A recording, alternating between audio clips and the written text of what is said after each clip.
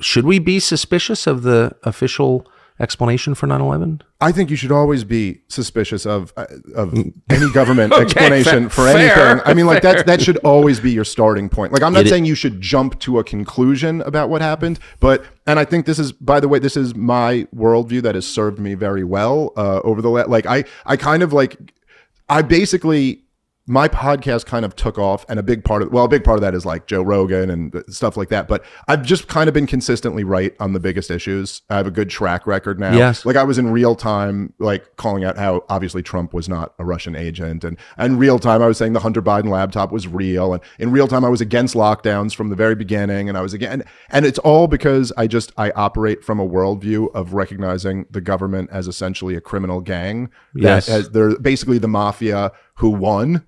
And now they just rule, you know what I mean? And like, so having taken out the real and much less benign actual mafia, and that's also, and that's part of the reason why they don't like the mafia, because you're a competing gang. You're not allowed to be the gang here. We're the gang.